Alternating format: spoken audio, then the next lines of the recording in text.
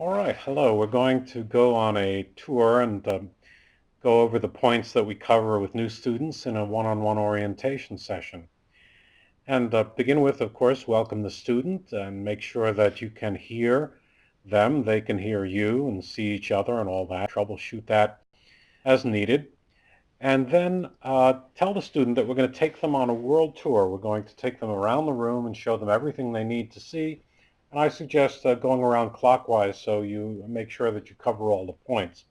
We'll begin where we are and point out to them the fact that the perimeter of the box goes green when people are speaking, and they can speak, they'll see their box go green. And of course, that's how they'll be able to tell who in the class is speaking, besides the fact that they'll see their lips flapping. And the next thing I show them is up near the top to the right of where it says video settings, you'll see a little face icon, right? And if you mouse over that, you put your cursor over it, it says show names. And if they left click that, then it makes their name appear up on the top. Now this is a good point to see if their name is proper. Even if it is proper, I show them how to change it, just in case they're over at somebody else's house or they're traveling some evening. And the way to do that is right below. We point down here, and it's faint lettering, so sometimes you have to point out to them to look for where it says type your name here, and then just put in however they'd like to be referred during the class, and hit enter, and they'll notice that it changes both above and below. And you can mention that once they do that one time, it'll remain that way as long as they're on the same computer the next time they come to the classroom. So it'll hold on to that setting. Now, the next thing we talk about is the different settings. We see where it's kept over here on best fit, and I point that out and I recommend to students that they leave it on best fit. But just to get curiosity out of the way and have a little bit of fun, I show them that, for example, they could pick floating, and all of a sudden they're a floating window which can be moved around the screen. And that's all good fun, and you can even have fun moving yourself around and showing that to them.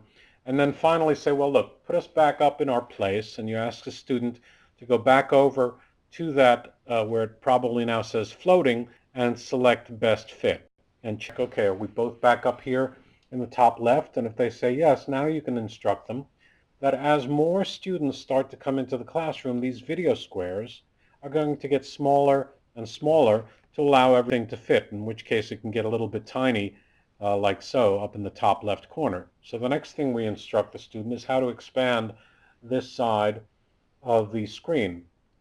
Point out the fact that on the right-hand side, the tutor is going to use that to display diagrams and quotations, stories, the practices for the week, that sort of thing. And they can feel comfortable making that side as small as they'd like, as long as they can still read what's over there at the time they'd like to read it. And the way to do that is if they look beyond the green outline here to a darker blue vertical line, if they mouse over it, now this doesn't have this effect in this video. When I record this, it won't show it to you, but you'll see when you do it yourself that the white-headed cursor, as it positions over that, changes from a single white-headed to a double black-headed arrow, and then you just left-click and drag that over to the right, and it'll make the material over there smaller.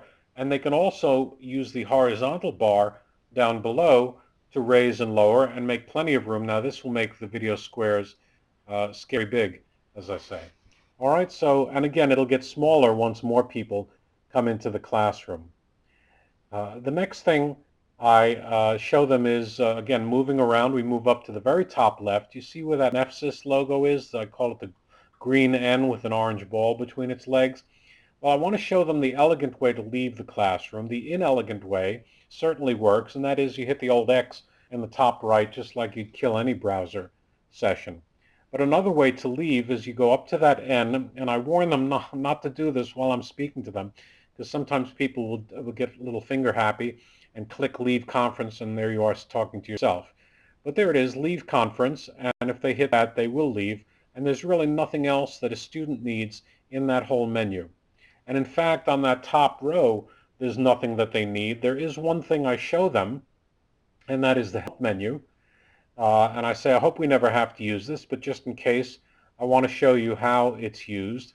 And if you go to that help menu, the one all the way on the top on the right, and you click it, you'll see that there is the sort of Swiss flag doctor's bag that's called Network Diagnostics.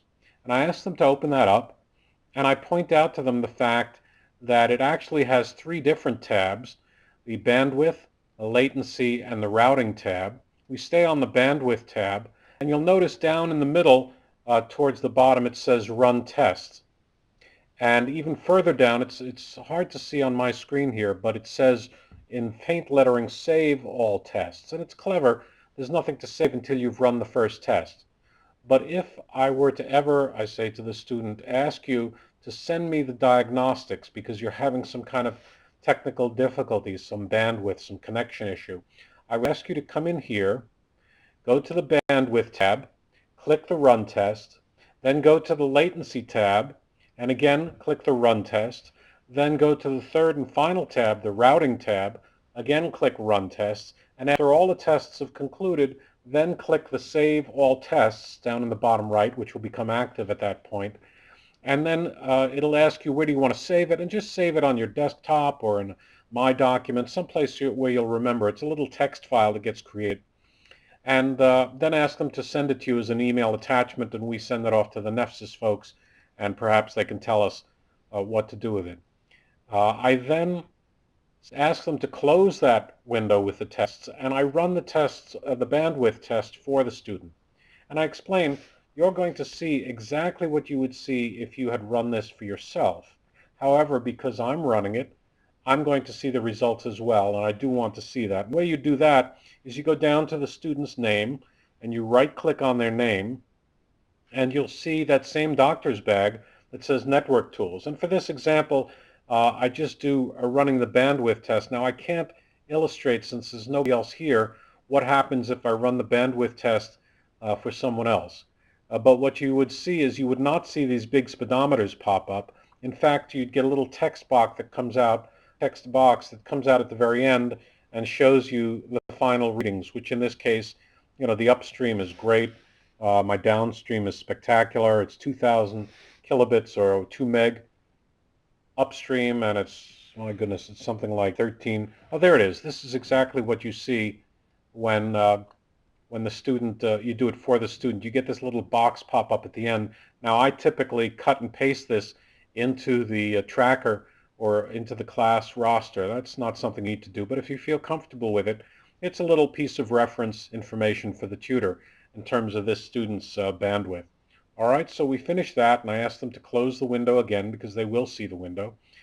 And that's the first part of the one-on-one training. Let's continue a little bit more. I also show them down at the bottom right. We've already mentioned what's going on the side on the right with the tutor showing them things. But in the very bottom right, if they scooch their cursor over there, you'll get a pop-up. Now, sometimes they miss and they pop up the system rating, so get them to tell you what they're looking at. And you can explain that the connection rating really is a composite. It's an at-a-glance composite rating. Instead of having to go through all of those different tests, if they have any question about how their rating is, they can just simply look at it and quickly get a measure as to their connection. There are some suggestions I have here in terms of how to remediate issues with their connection. They could come off wireless and get hardwired if that's possible. They could turn off the firewall for the duration of the class. Resetting a modem and a router periodically tends to expedite your connection. Every 6 to 8 weeks I do it myself. And last, and sometimes frustrating step they could take is to call their internet service provider and see if they're getting the kind of service that they're paying for. And that's a whole other topic. We could speak about them running speed tests or Speakeasy, which are generic tests that they could hold up to their internet service provider and say, well, why am I not getting the service that I require? That's usually frustrating and fruitless, but occasionally you've had the case where there was something going on in the neighborhood, and by calling the internet service provider, we found out about it. All right, just a few more things. Down at the bottom, you see the mute button. I do describe to them how to put themselves on mute, which I'll do now. And I'm not sure if during this recording it has the effect of muting the recording, but basically the student can do that. The student can use that mute button If there are noises in the household, the phone starts going off, there's sirens in the neighborhood, it's good for them to have a strategy as to how to respect the class. And some people may have a cord, a little button on their cord, which is sometimes useful to ask. Do you have one? Maybe you'll see it, maybe you won't if it's down below the visible area. And find out if they've got an on-off switch on their headset, because sometimes they discover that by accident, and it's good to know.